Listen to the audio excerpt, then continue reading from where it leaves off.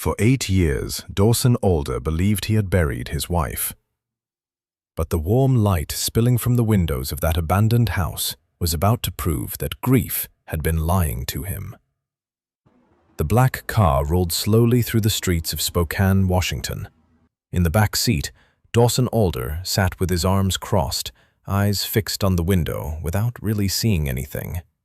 He was 35, his charcoal suit nearly brand new, his leather shoes polished to a mirror shine.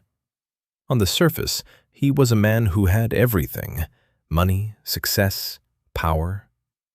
But anyone who looked closely at his eyes would have seen something else, something sad and hollow, like a house with no one living inside it anymore. In a drawer of the desk in his apartment, there was a wedding ring he had never dared put back on, and never dared sell. On that same desk sat a framed photo, turned face down. He couldn't bear to look at it, but he couldn't throw it away either. And for 8 years he hadn't changed his phone number, not out of laziness, but because somewhere deep down, a foolish part of him was still afraid that if he changed it, one day Mara might call and not be able to reach him. "About 20 more minutes, Mr. Alder," said the driver, Wayne Calder, from the front seat. "Good," Dawson replied. He didn't smile. He rarely smiled anymore. Dawson was on his way to look at an old house, his own house, the one he'd grown up in and later moved into with his wife, the house he hadn't set foot in for 8 years. A development company wanted to buy the whole block, level it, and put up a shopping center. Dawson would get more than $200,000. A smart deal, he told himself.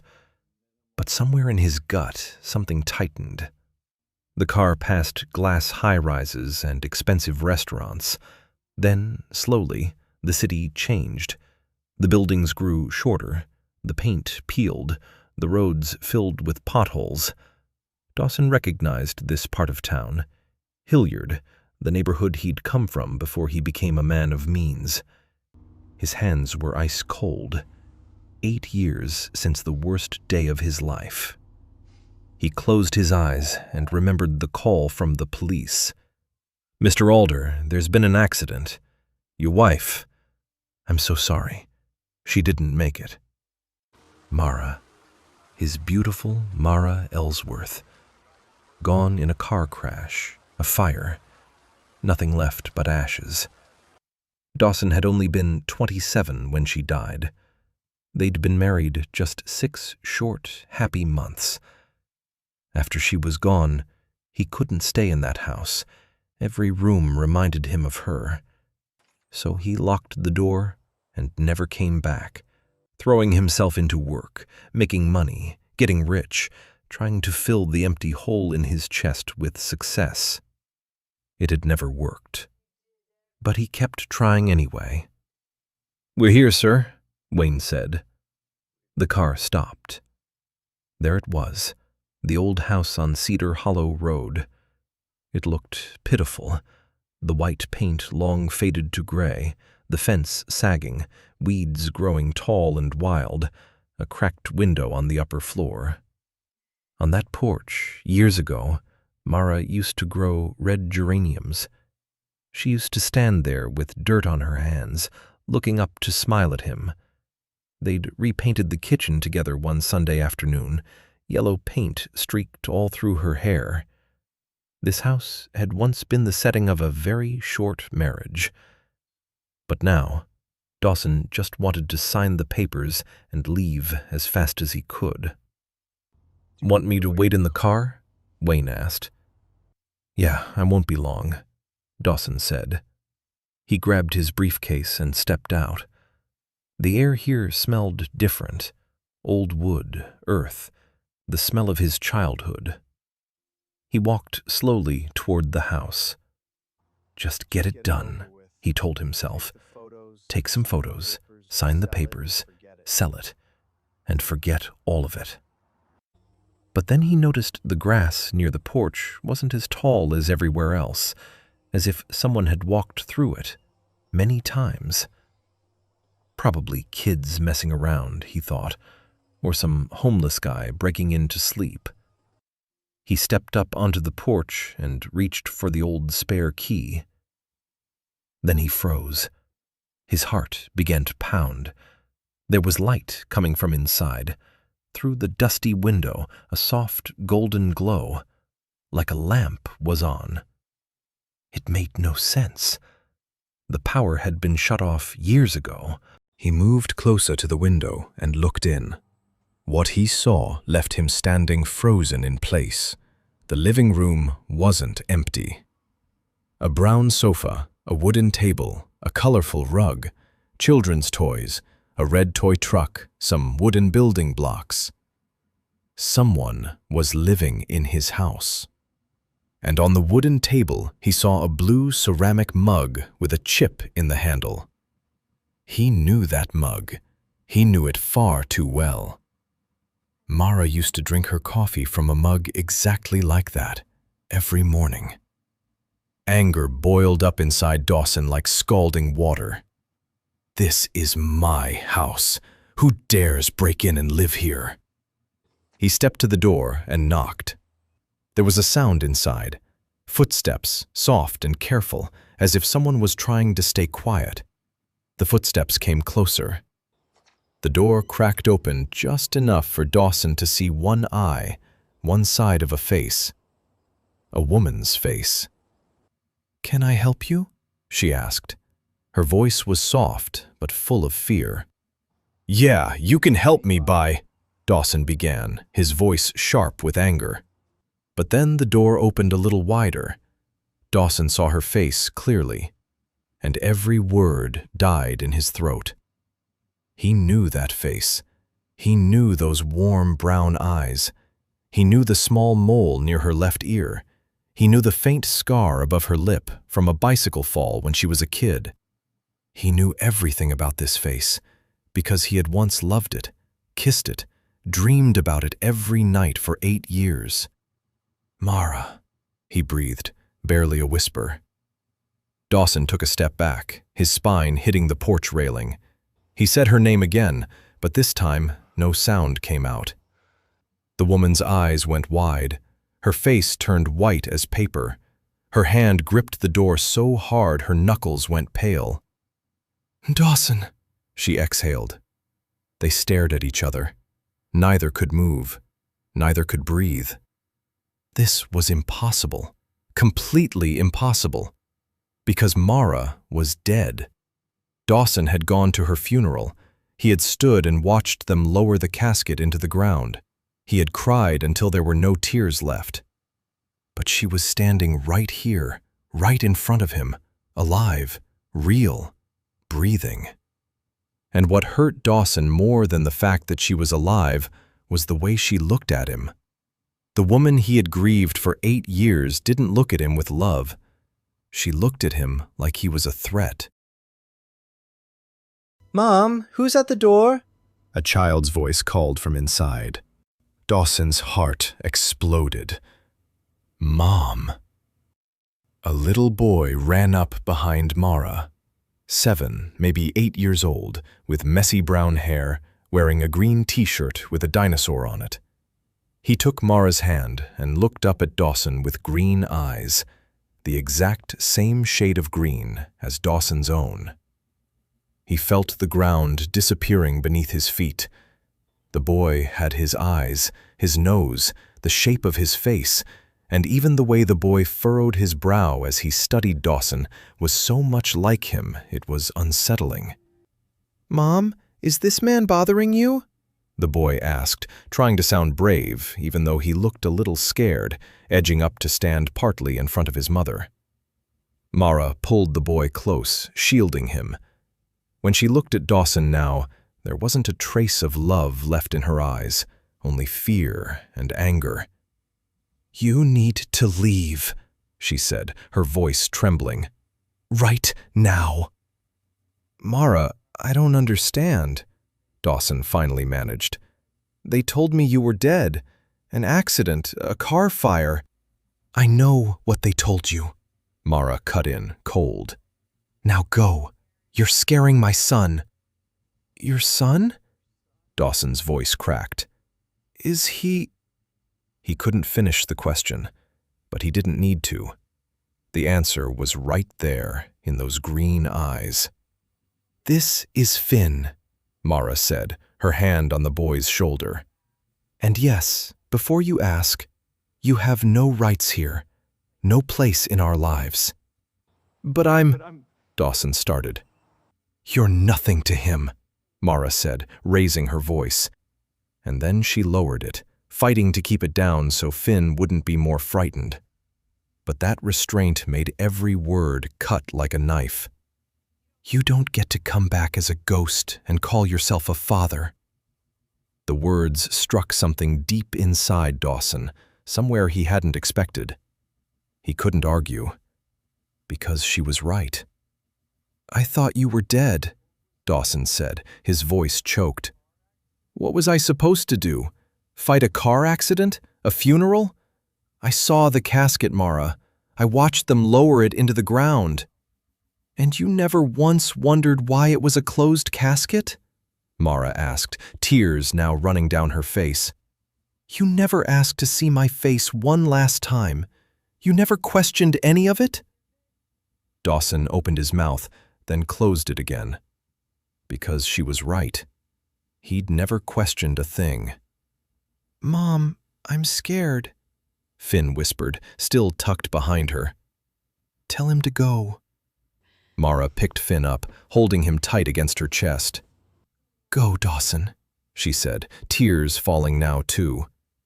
We don't need you. We've been fine all these years without you. Please, just go. Mara, please, just tell me what happened, Dawson pleaded. Go!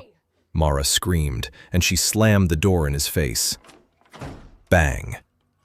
Dawson stood on the porch, staring at the closed door, his whole body shaking. Through the window, he saw Mara sink onto the sofa, holding Finn, rocking back and forth. They were both crying. Slowly, like a man walking through a dream, he turned back to the car. Everything all right, Mr. Alder? Wayne asked as Dawson got in. You look like you've seen a ghost. Dawson looked at the house, at the golden light in the window, at the shapes of Mara and the boy, his son, moving inside. Maybe I just did, Dawson whispered. Drive, Wayne. Just drive for now. But as the car pulled away, Dawson kept looking back at the house he'd come to sell, the house holding the biggest secret of his life. His wife wasn't dead. He had a son, and nothing would ever be the same again. Dawson didn't sleep that night. He sat in his big apartment with its enormous windows overlooking the city, staring into nothing. Mara was alive. He had a son named Finn. His entire life was a lie. But through that long night, one thought kept circling back, a thought so shameful he couldn't bring himself to name it. 8 years ago, when his mother had placed a hand on his shoulder in front of that closed casket and said, "Let her go, son." Dawson had believed her instantly, not only because he was in so much pain, but because in some dark corner of his heart, he had felt relief. 6 months of marriage to Mara had been 6 months caught in a crossfire, his wife's love and his mother's constant disapproval. Mara's death, however cruel, had ended that tug-of-war, and he had let himself feel relieved. He hadn't questioned it, because part of him didn't want to question it. Now, sitting in the dark, Dawson understood the price of that cowardly relief. 8 years. A son he'd never known. When the sun came up, his phone buzzed. A text from his assistant, Natalie Kearns. "Good morning, Mr. Alder. Don't forget the 9 a.m. meeting about the Cedar Hollow property sale. The buyers are very eager." Dawson stared at the message. He pictured the bulldozers grinding the house to rubble, with Mara and Finn pushed out onto the street, watching the only shelter they had crumble into a pile of broken bricks. For the first time in years, money wasn't the answer to anything. With trembling fingers, he texted back, "Canceled the meeting. Tell them the property is no longer for sale." He hit send before he could change his mind. Then he got up, changed into jeans, a plain t-shirt, ordinary shoes. He looked at himself in the mirror. Without the expensive suit, he looked more like the old Dawson, the Dawson of 8 years ago, before he got rich and hollow inside. "What am I doing?" he asked his reflection. But he knew the answer. He was going back to that house, this time to find the real truth. At 8:30 in the morning, Dawson parked outside the house on Cedar Hollow Road. He drove himself in an ordinary car. Today he didn't want to look rich. He just wanted to look like a person. At 8:45, the front door opened. Mara stepped out, holding Finn's hand. The boy wore a blue backpack with a rocket on it. Finn skipped along, chattering about something. Mara smiled down at him, brushing the messy hair out of his eyes. They looked so happy, like a real family, like they didn't need anyone else. They turned the corner and disappeared from view. Dawson waited 10 minutes, making sure they were far enough away. Then he walked up to the house. The door was locked, but he still had the old key from 8 years ago. His hand shook as he slid it into the lock. Click. It still worked. "I have no right to be here," a voice in his head said. He knew it, but his feet kept moving anyway. The house smelled of cooking, of soap, of cookies. It smelled like a place where people actually lived, the smell of a home. The living room had changed. A simple brown sofa with colorful throw pillows, a coffee table with boxes of crayons and coloring books. On the wall hung drawings Finn had made: a house, a tree, a smiling sun, a stick-figure woman holding the hand of a stick-figure boy. There was no stick-figure man anywhere. Dawson's throat tightened. In the kitchen, there were 2 bowls, 2 spoons, 2 cups, 1 big, 1 small.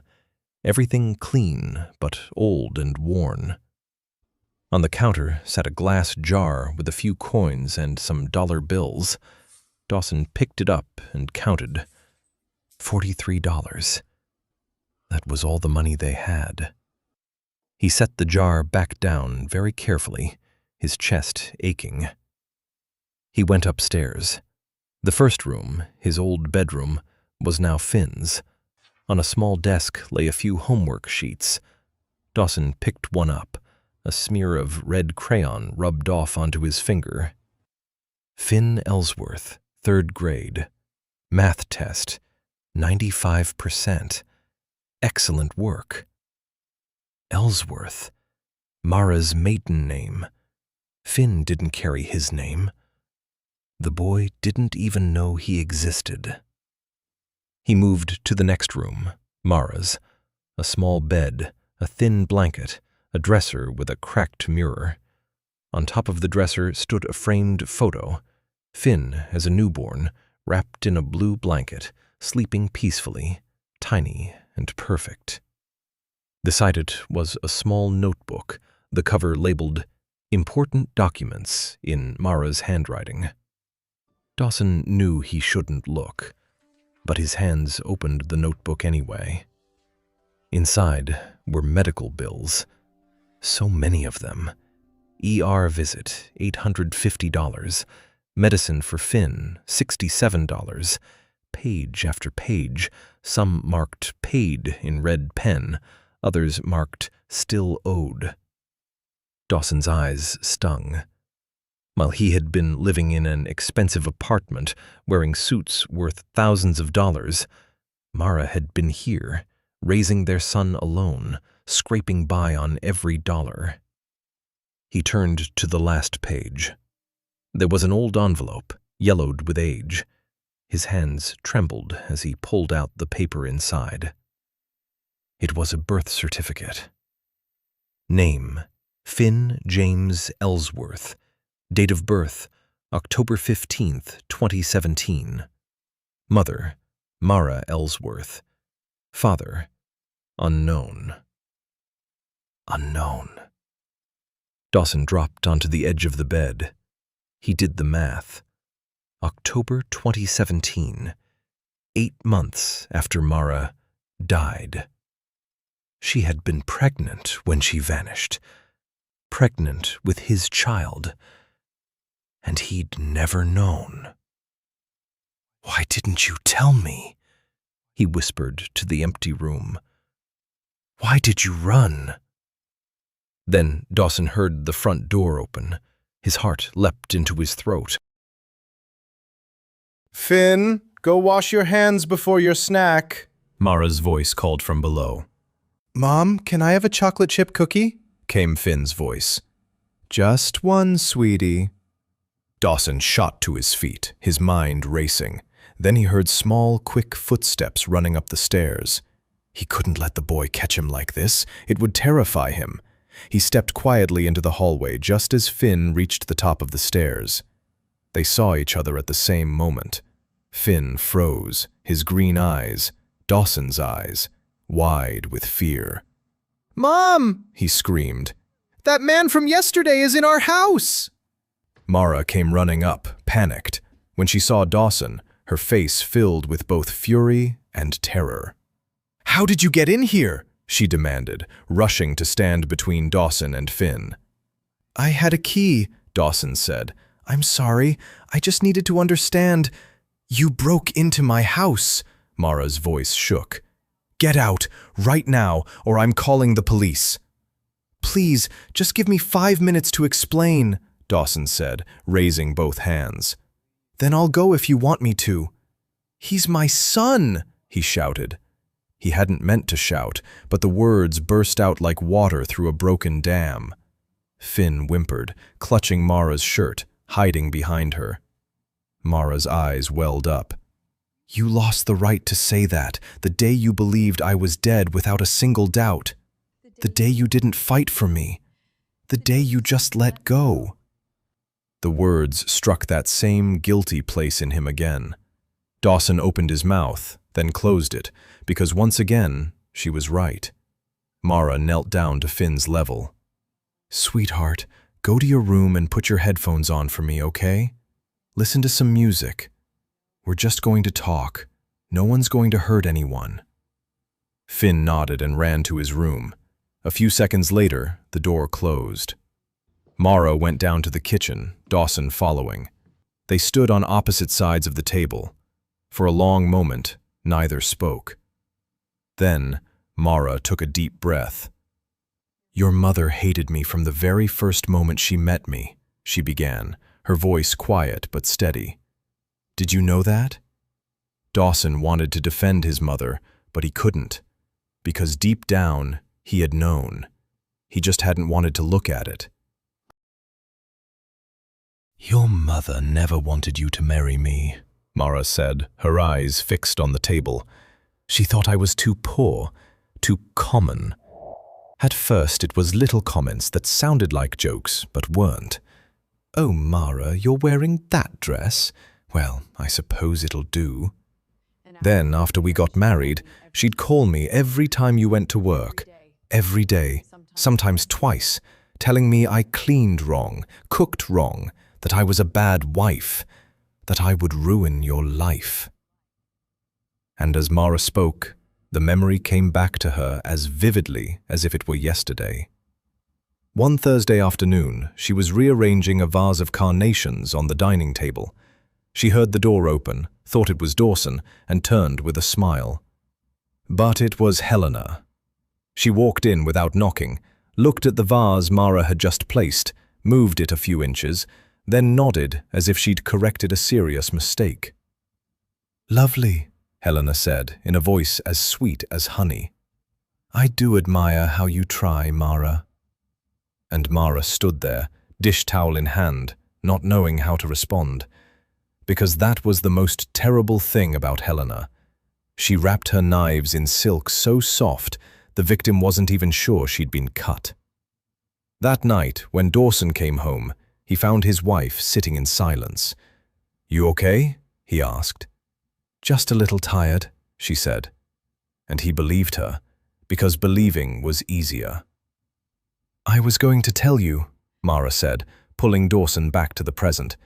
"So many times I almost did, but every time I went to open my mouth, I'd hear her voice in my head. He'll never believe you. He'll choose his mother over you." And I was afraid she was right. "I would have believed you," Dawson said. "Would you?" Mara looked straight into his eyes. "If I told you that your mother, the woman you loved and respected, called me every day to tell me I was trash, would you really have believed me? Or would you have thought I was overreacting, making it up?" Dawson opened his mouth, then closed it. Because he didn't know. And that uncertainty said everything. "Then, one morning," Mara went on, "I woke up feeling sick." She sank back into the memory.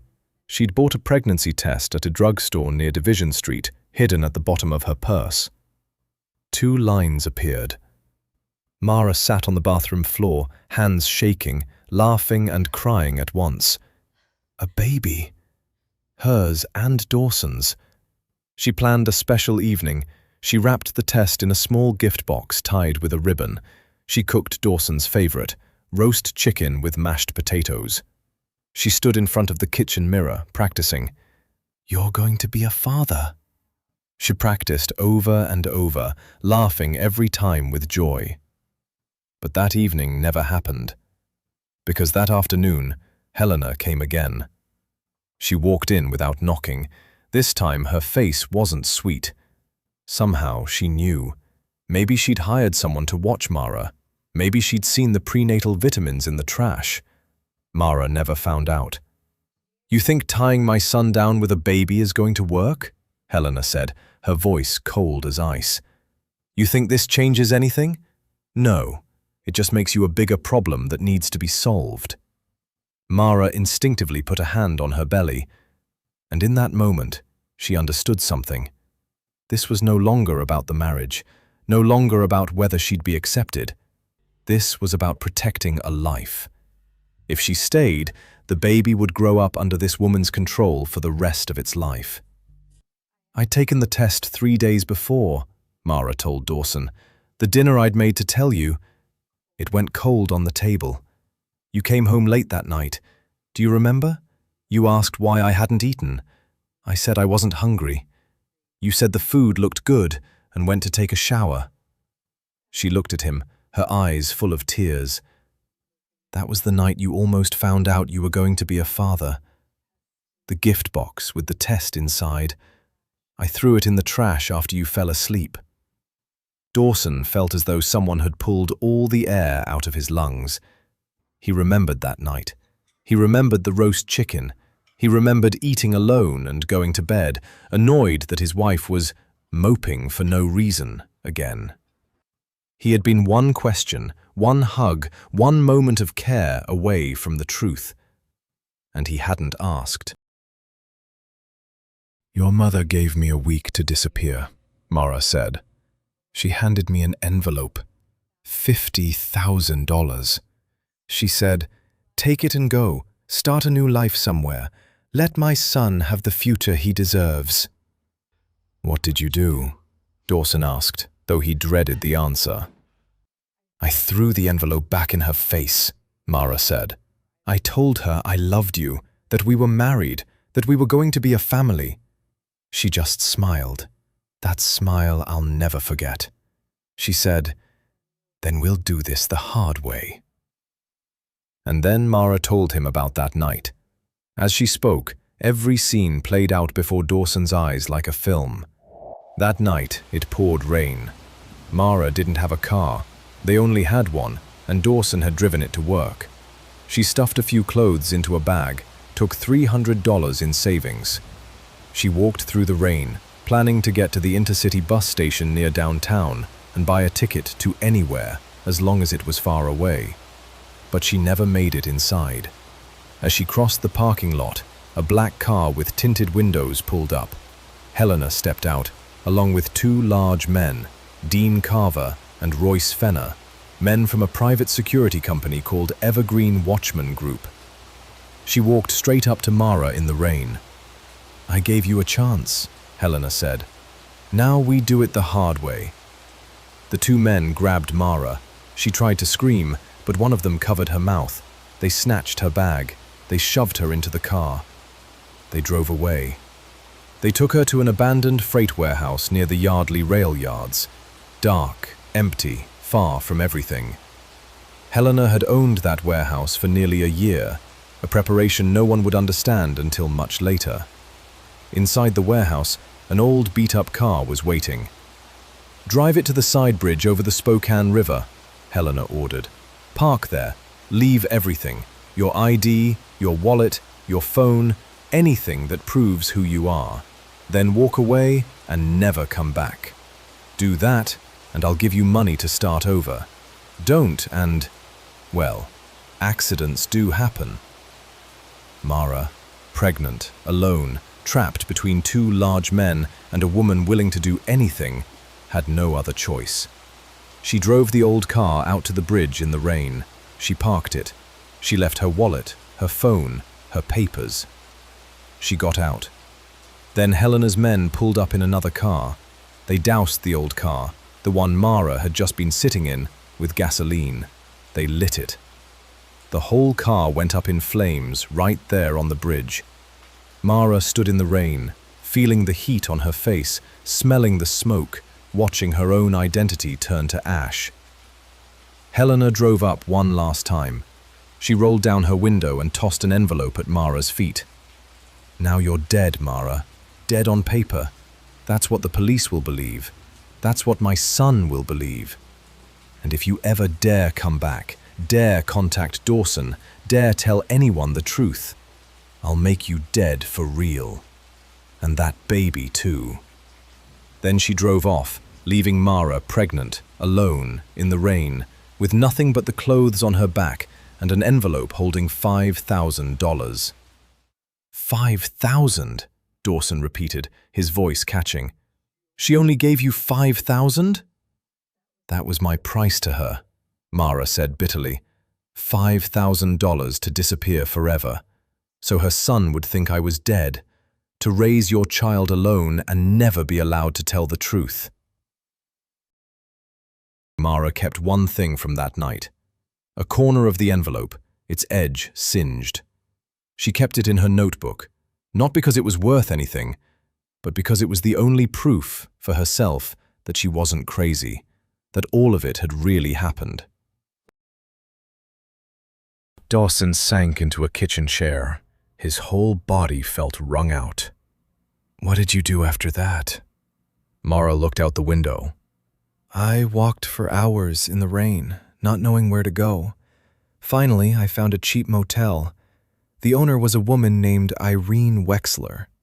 She looked at me, soaked, shaking, my belly already starting to show. And she didn't ask any questions. She just gave me a room key and a dry towel. That night she brought me up a bowl of soup. She was the first person who was kind to me after that hellish night." Mara used her middle name, Marie, in the new town. She got a job at a small diner, paid in cash so she wouldn't have to show ID. She gave birth to Finn alone, in a hospital where no one knew her real name. No family, no friends, no husband holding her hand. Just her. "But when they put him in my arms," Mara whispered, "when I looked at his tiny face and saw your eyes looking back at me, I knew I'd made the right choice, because he was alive. You understand? And that was all that mattered." She told him about the years that followed.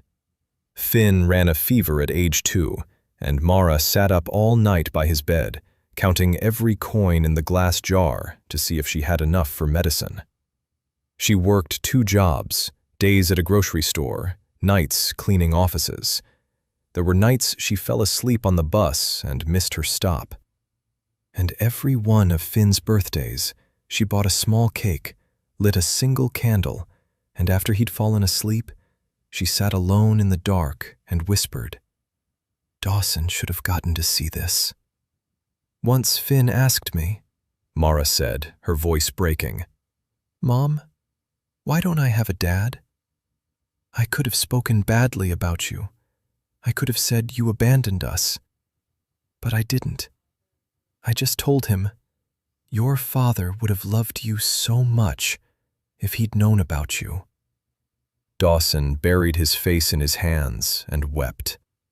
Not the held-back tears of a grown man, the tears of someone who had just realized he'd lost 8 years he could never get back. "Why did you come back to this house?" he asked once he'd steadied himself. "Because I thought you'd never come back," Mara said. "I thought you'd forgotten it, moved on with your life. I needed a place for Finn to have a real home. I broke in, changed the locks, made it ours. Not legal, I know. But I had nowhere else to go." She looked at him, her eyes exhausted. "I lived here 7 years, praying every day that your mother would never find us, that you'd never come back. But you came back. And now everything I built to keep Finn safe, it's all falling apart." Dawson stood up. His legs were shaking, but he stayed on his feet. "My mother," he said, his voice sounding like a stranger's. "My mother did this. She lied to me. She made me believe you were dead. She stole 8 years from us. She kept me from knowing my own son." "Yes," Mara said simply. "I'm going to fix this," Dawson said. "I'm going to make it right." "You can't fix it," Mara said sadly. "It's done. 8 years are gone. We can't get them back." "Maybe not," Dawson said. "But we can stop running. We can stop hiding. And I can make sure my mother never hurts anyone again." His jaw tightened. "I'm going to see her." Helena Orther's mansion sat on the South Hill, the wealthiest part of Spokane, with tall white columns like a palace. Dawson drove there without calling ahead, used his old key, and let himself in. "Mom!" he called. Helena appeared at the top of the grand staircase in a cream-colored dress, pearls, every hair in place. "Dawson, darling," she said with a smile. "What a surprise! Why didn't you call first?" She came down the stairs as gracefully as a queen, and Dawson, even though he'd arrived with his anger boiling, suddenly found himself faltering. On the console table in the foyer sat an old family photo, a younger Helena holding little Dawson, beaming. For a moment, his heart sank. "Mara's alive," he said. His voice was quiet, but shaking with anger. "And I've talked to her." Helena's smile didn't change, not at all. "I'm sorry, what did you say?" "You need to sit down," she went on, her voice so gentle it hurt, guiding him toward the sofa. "You're not making any sense. Darling, you're a wealthy man now. A man like you is a target for every con artist out there. A woman sees an opportunity, pretends to be your wife to get money. It happens all the time. Do you really know who that woman is?" And this was the terrible thing about Helena. She didn't shout, didn't flat out deny. She just gently, patiently planted seed after seed of doubt. Dawson stood there, and the solid ground beneath his feet began to soften. Could it be I'm wrong? Plenty of kids have green eyes. It's been 8 years. Do I even remember Mara's face that clearly? "I saw the birth certificate," Dawson said, but his voice was weaker now. "The boy is 8. The right age if Mara was pregnant when— "A coincidence," Helena said smoothly. "You're grieving. You want her to be alive so badly that you've convinced yourself a stranger is her. I just want to protect you from being hurt again." She placed a hand on his cheek. "Go home and rest. Let me handle this. I'll send someone to find out who that woman really is." And in that moment, Dawson almost nodded. He turned toward the door, his mind clouded. He'd lost. This woman, with nothing but her voice, had nearly erased the truth he'd seen with his own eyes. But as his hand touched the doorknob, he looked down. On his finger there was still a smudge of color, red crayon, from when he'd picked up Finn's homework that morning. And he remembered the jar with $43, the 2 bowls, the 2 spoons, the scar above Mara's lip that no con artist could ever know about. Dawson stopped, turned, and looked at his mother. And this time, he saw it. The flicker of tension at the corner of her eyes as she waited to see whether he'd leave. "You knew," Dawson said slowly. "You've known this whole time. You didn't even ask her name. I said, 'Mara's alive,' and you weren't the least bit surprised. A real mother would be stunned. You were just busy putting out the fire." For the first time, Helena's smile vanished. Helena looked at her son for a long moment. Then she sighed and went back to the sofa to sit, as if she'd just decided that keeping up the act cost too much energy. "All right," she said. "You want the truth. Yes, I knew she was alive. Yes, I arranged for her to disappear. And no, I don't regret a single second of it." Dawson felt like he'd been punched in the gut, even though he'd already known. Hearing it from her own mouth was a different kind of shock entirely. "Why?" he asked. "Why would you do something so monstrous?" Helena looked out the window at her perfect garden. And for the first time in his life, Dawson saw something crack in her marble exterior. "Did you know your grandmother died when I was 16? She said, her voice distant. "I grew up in a neighborhood worse than your Hilliard. I used to do other people's laundry, scrub the floors of mansions just like this one, Dawson. And do you know how those rich women looked at me? Like I was an object, a girl not worth remembering. I swore to myself my son would never live like that. I built the older name out of the dirt with my own 2 hands. And then," her voice hardened, "you brought home a waitress from a diner on Division Street. Poor, no education, no family name. Exactly like I used to be. I looked at her and saw everything I'd had to leave behind. I saw you sliding right back into the hole I'd clawed my way out of with bloody fingernails." "She made me happy," Dawson said. "Love makes men weak," Helena shot back, her eyes blazing. "Before you married her, you hungered for success. Afterward, all you wanted was to come home and play house." And then she said the truest thing of all. "And she made you stop needing me. That's what I couldn't stand. You used to call me every day. After her, you forgot me. A poor little girl took you away from me in just 6 months." Dawson looked at his mother, and for the first time he saw her clearly. Not simply a monster, but a woman so gnawed at by the fear of poverty and the fear of being abandoned that she had become the very thing that once hurt her. It didn't make what she'd done any less horrifying, but a human being who could do such things was far more frightening than any monster. "You stole 8 years from me," Dawson said quietly. "You stood me in front of an empty grave and put your hand on my shoulder and told me to let go. Do you have any idea how I lived those 8 years? You were successful," Helena said. "Rich, powerful. I was right. I was empty, Dawson said. I wasn't living. I was just existing. Then he said the words he would remember for the rest of his life. Maybe you gave me success, but you took away my life. Helena was silent. Those words, no shouting, no calling her a monster, struck deeper than any scream could have.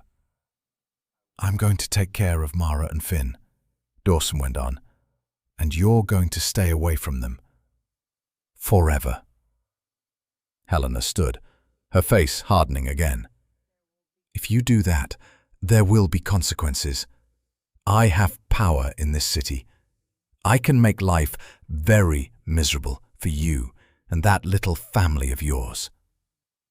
Then it's war, Dawson said quietly, and turned for the door.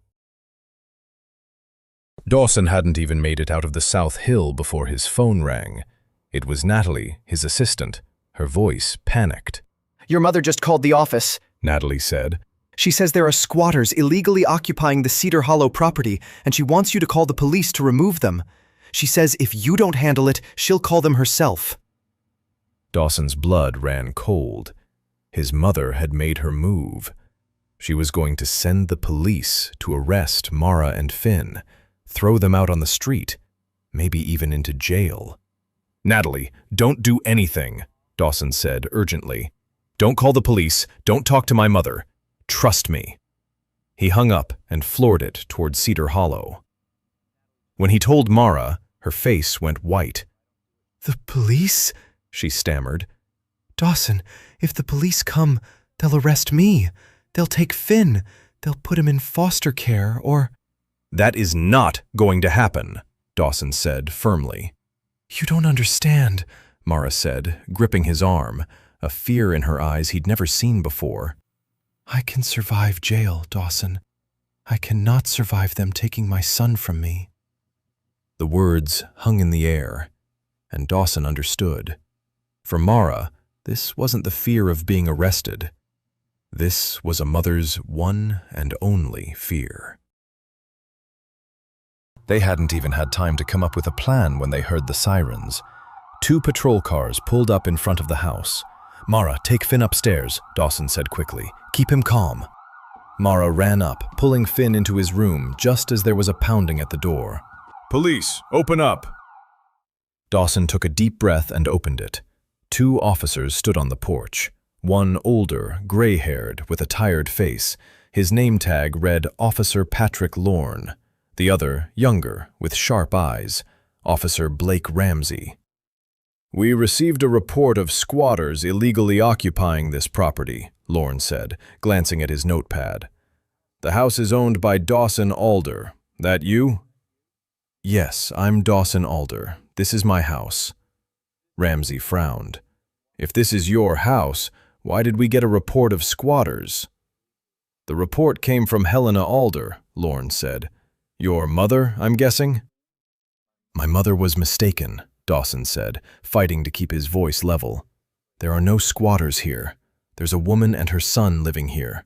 They have my permission. Lorne didn't look convinced. Sir, we need to verify that. Mind if we come in and speak with the people inside? Dawson had no choice. Okay, let me get them. Mara came down, holding Finn's hand. Finn's eyes were wide with fear. What's your name? Lorne asked. Mara Ellsworth, she answered, her voice shaking. How long have you lived here?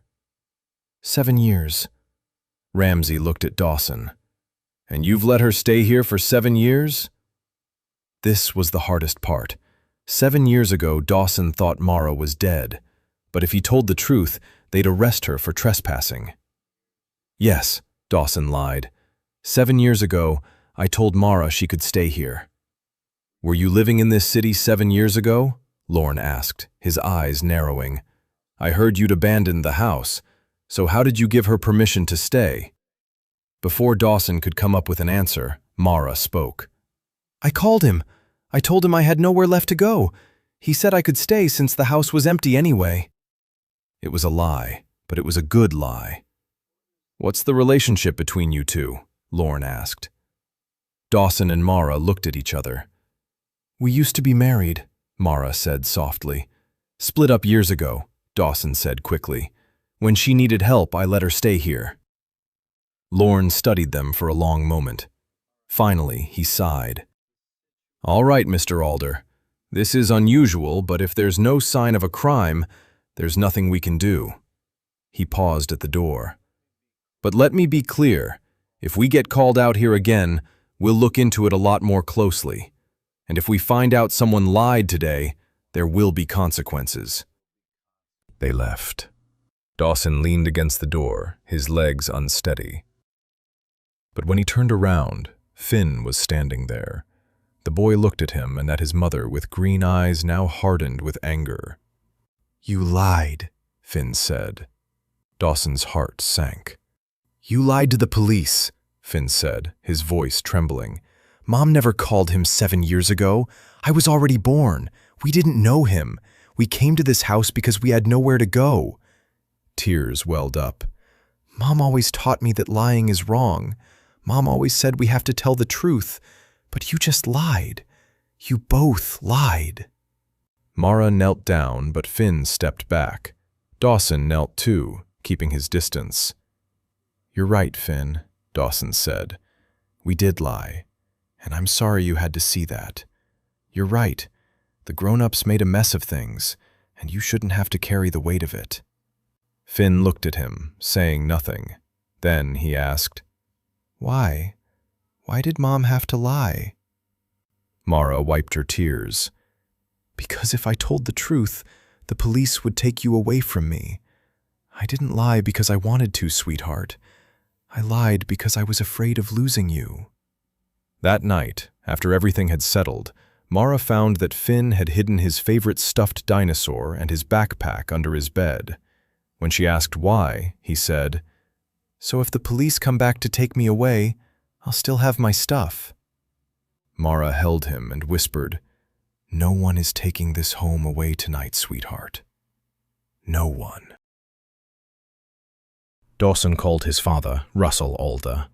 They hadn't talked much since Russell divorced Helena 3 years ago, a 30-year marriage that ended in bitterness because he finally couldn't stand his wife's control any longer. And ever since Mara died, a distance had grown between father and son that neither knew how to close. Half an hour later, Russell arrived. He was past 60, grey-haired, his frame slightly stooped as if he'd carried too many heavy things for too long. When he saw Mara, his mouth fell open. "Mara, you're alive." "Hi, Dad," Mara said softly.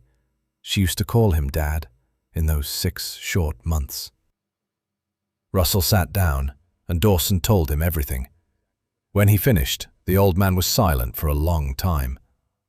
"Did you know Mara was alive?" Dawson asked. "No," Russell said firmly. "I swear it. When Helena said there'd been an accident, I believed her. I mourned Mara too." He looked at Mara, his eyes heavy with sorrow. "But I owe you an apology. Not because I knew, I didn't, but because I knew what Helena was, and I still left you alone with her. I saw the way she looked at you at the wedding, heard the things she said behind your back, and I did nothing, because doing something about Helena was always harder than giving in. I was a coward, and my cowardice played a part in all of this." Mara put her hand on his. "You're here now. That's enough." "There's something," Russell said slowly. "During the divorce, I kept copies of everything, because I didn't trust Helena to divide the assets fairly. Bank statements, emails, documents, all in a storage unit in Spokane Valley. I remember large sums of money being withdrawn around the time Mara died that I never understood. And Helena bought an abandoned freight warehouse once. I never understood why." Mara went pale. "The warehouse near Yardley. That's where she took me." Russell drove to the storage unit in Spokane Valley. Finding the evidence wasn't as easy as people might think. It took nearly 3 hours digging through dozens of file boxes before he found the first piece. A transfer of $50,000 to a company called Evergreen Watchman Group, 3 days after the day Mara died. 2 weeks later, another $20,000. But the numbers weren't enough. A good lawyer would say it was payment for legitimate security services. The real piece was an email Russell found in a backup of the former couple's shared inbox. Mrs. Alder, the matter we discussed has been handled as requested. The vehicle has been destroyed at the location you specified. All identification was inside. A consistent account has been provided to the necessary authorities. Please process the final payment. G. Vale, Evergreen Watchman Group. The sender was Gordon Vale. Evergreen had gone bankrupt 5 years ago, but Russell tracked Gordon down. When Dawson called, the man's voice was hoarse and full of fear. "If I talk, I could go to prison," Gordon said. "If you don't talk, you'll definitely go to prison," Dawson replied.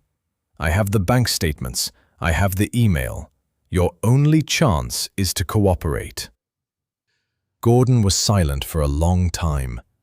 "She told us it was just to scare her," he finally said, his voice breaking. "I didn't know she was pregnant until that night on the bridge, when I saw her belly in the rain. I wanted to stop, but Carver and Fenner only did it for the money.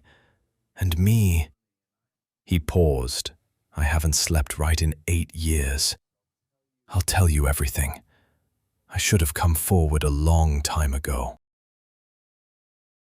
That evening at Russell's house, while the adults talked, Finn sat on the floor drawing. Russell had given him paper and crayons. The old man's home was warm, with books on the shelves and photos on the walls, not cold and perfect like Helena's mansion. When Finn finished, he held up the drawing, a house with 4 stick figures in front, a woman, a boy, and 2 men, one tall, one taller. "Who's this, buddy?" Russell asked gently. Finn pointed to each one. "This is Mom. This is me. This is Mr. Russell." Then he pointed to the last stick figure, drawn standing a little apart from the other 3. "And this is Dawson." "Why is Dawson standing so far away?" Russell asked. Finn looked at the drawing, then at Dawson, sitting quietly in the corner of the room. "Because," the boy said in that blunt, honest way of children, "he looks like he wants to come closer, but doesn't know if he's allowed." The whole room went still. Dawson turned away, his shoulders trembling slightly. The 8-year-old, in his innocence, had seen exactly what none of the adults dared to say out loud. "It's beautiful, Finn," Russell said, his voice thick. "It's beautiful." "It's my family," Finn said simply, as if it were the most obvious thing in the world. The next afternoon, Dawson stood in front of the South Hill mansion. With him were Russell, holding a folder, Gordon Vale, a man past 50 with a tired, guilt-ridden face, a lawyer named Meredith Hale, and Mara. Dawson had told Mara to stay home with Finn for safety. She refused. "I've been running and hiding for 8 years," she'd said that morning. "I'm not hiding anymore. I need to look her in the eye and tell her she didn't win." They went inside. Helena sat on the white sofa like a queen. Her eyes moved from Dawson to Russell to Mara to Gordon. Her face didn't change. The Dawson saw it. A flicker of fear. Russell set the bank statements on the table, then the email. Dawson pointed at Gordon. "This is Gordon Vale, the man you hired, the man who burned the car on the bridge." And then Helena did what she always did. She didn't confess. She attacked, one person at a time. She turned to Russell. "You were always weak. For 30 years you let me make every decision because you were too much of a coward to make your own. And now you play the hero? Russell trembled, but he stood up straight. Yes, I was a coward. That's why I'm here today, to make up for it. She turned to Mara. And you came back for money. You heard my son was rich and you smelled an opportunity. I came back, Mara said, her voice surprisingly steady, because my son needed a home. I lived 7 years a few miles from your house, working 2 jobs, and never asked you for a cent. If I wanted your money, I would have taken the $50,000 you offered 8 years ago. She turned to Gordon. And you think confessing gets you off the hook? I can still destroy you. Gordon went pale, but didn't back down. You destroyed me 8 years ago, Mrs. Alder. I'm just taking back a piece of myself. And finally, she turned to Dawson, using her most powerful weapon. And you. Without me, you'd be nothing. Have you forgotten where you came from? I made you the man you are. Dawson looked at his mother for a long moment. He didn't shout. He didn't call her a monster. He just said, in a voice chillingly calm, "You're right. You made me the man I am. A lonely man in an empty apartment who didn't change his phone number for 8 years because he was afraid a dead woman might call back. You gave me success, Mom, but you took away my life, and now I'm taking it back." Helena sat down. For the first time, she had nothing left to say. Meredith Hale, the lawyer, stepped forward and laid a stack of documents in front of Helena. "This is a petition for a temporary protective order," she said, her voice professional and cold.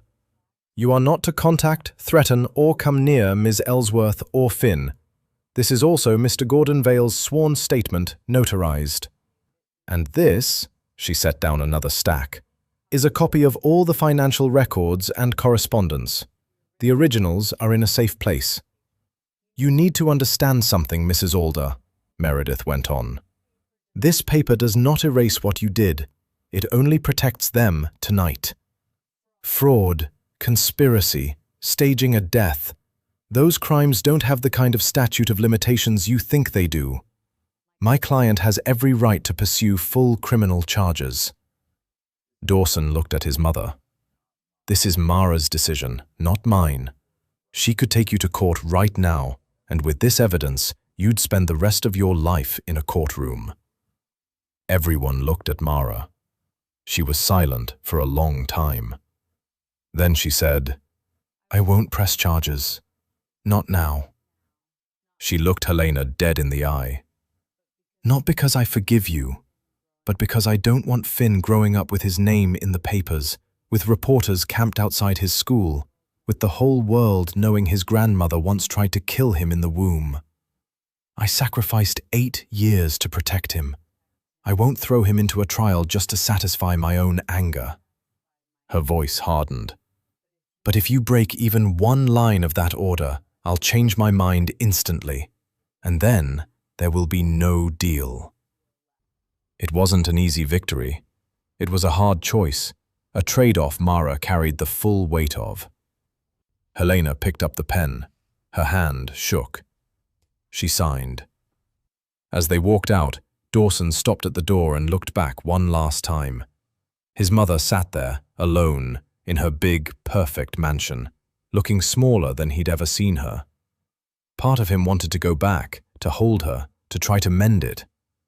But some things, once broken, can't be put back together. He stepped out and closed the door behind him. In the car on the way back, Russell asked, "So, what now, you two?" "You're safe now," Dawson told Mara. "My mother can't hurt you anymore. You and Finn can stop hiding." Mara looked out the window. "I've been afraid for so long. I don't know how to stop being afraid." And that was the truth they both had to learn in the weeks that followed. Safety doesn't arrive the moment a paper is signed.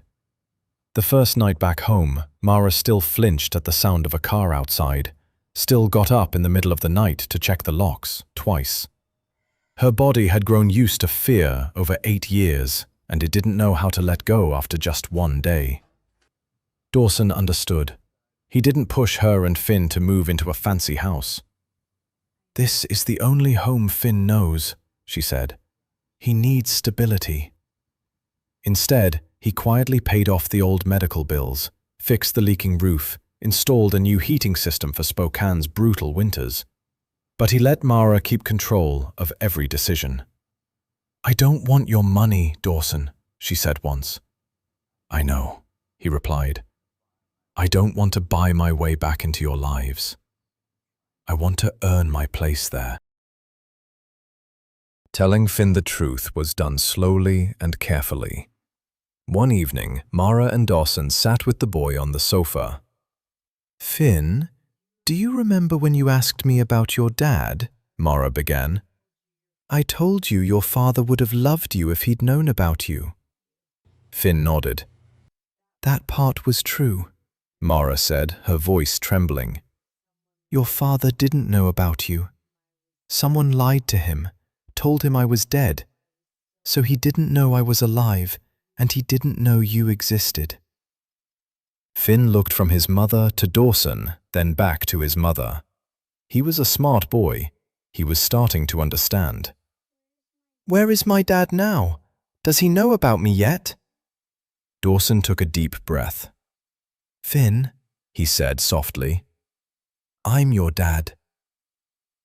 Finn stared at him. His mouth opened, but no words came out. And this time, the boy didn't run to hug Dawson.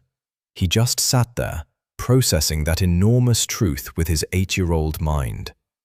Then he asked a question that tightened around Dawson's heart. "Did you love me before you even met me?" Dawson knelt down in front of his son. "I didn't know your name," he said. "I didn't know you existed. But I think a part of me was always missing you. For 8 years I felt empty and didn't understand why. Now I know. I was missing you, Finn. I just didn't know it was you." Finn looked down at his hands. "Why didn't you come find me? Even when you thought Mum was dead, you could have checked if she'd had a baby." A fair question, a smart question, and it deserved an honest answer. "You're right," Dawson said. "I should have looked harder. I should have asked more questions, doubted more, not just accepted everything people told me. And I'll regret that for the rest of my life. I can't change the past, Finn. I can't get those 8 years back. All I can do is promise that from now on, I'll be here every single day for as long as you want me." "And what if I don't want you?" Finn asked, his voice small and hurt. "What if I'm mad at you for not being there?" "Then I'll understand," Dawson said. "And I'll still be here. Because that's what a dad does. They don't leave when things get hard. They stay." Finn was quiet for a long time. He didn't hug Dawson that night, and Dawson didn't push. The boy just said, "I need some time." And Dawson answered, "Take all the time you need. I'm not going anywhere." Before bed, Finn asked one more thing. "Do I have to call you Dad right now? Or can I call you Dawson for a while, until I get used to it?" Dawson smiled, even though his eyes were wet. "You can call me whatever you want. Dawson is fine. Anything is fine as long as you're comfortable." Because Dawson had come to understand something in those days. Being a father isn't a title to be claimed back. It's a trust that has to be built, one day at a time. 3 months passed. One Saturday afternoon, Dawson arrived right on time to take Finn to the park near Cedar Hollow to practice basketball. He'd kept that promise every week, never missing once. Finn still wasn't very good, but he was sinking more shots than before, and every time he scored, he turned to look at Dawson to see if he'd seen it. He always had. Mara didn't work the night shift anymore. She still worked, she insisted on it because she needed the sense of independence, but only one job now, during the day, and she could pick Finn up from school. Mrs. Elaine Corbin, the front office worker at Finn's school, had grown used to seeing a brown-haired, green-eyed man standing outside the gate every afternoon, a little awkward, always 10 minutes early. That afternoon, on the way back from the park, Finn walked alongside Dawson, dribbling the ball. The boy chatted about a kid in his class, about the math test he'd aced, about his favorite dinosaur. Then, completely naturally, without a thought, in the middle of a sentence, he said, "Dad, can we practice again tomorrow?" Dad. The boy didn't even realize what he'd said. He just kept chattering about the dinosaur. Dawson didn't make a big deal of it. He didn't stop, didn't make it heavy, didn't turn the moment into something fragile. He just turned his face away a little, looked toward the row of houses on Cedar Hollow Road, and quickly wiped the corner of his eye. Then he said, his voice only slightly unsteady, "Sure, buddy. We'll practice again tomorrow." They reached the house. Mara stood in the doorway, watching the two of them come up the walk, the boy skipping, the man walking slowly beside him, both of them squinting the same way when the afternoon sun hit their eyes. And for the first time in 8 years, when she went inside and closed the door, Mara didn't check the lock a second time. On the living room wall, beside Finn's old drawings, there was a new one. A house with 4 stick figures in front, a woman, a boy, and 2 men. But in this drawing, the stick figure labeled Dawson was no longer standing apart. The boy had redrawn him, standing right beside the two of them, one stick figure hand joined to a small stick figure hand. And that, more than any signature or any piece of paper, was what said the lies had ended and something real, slowly, awkwardly, one day at a time, had finally begun.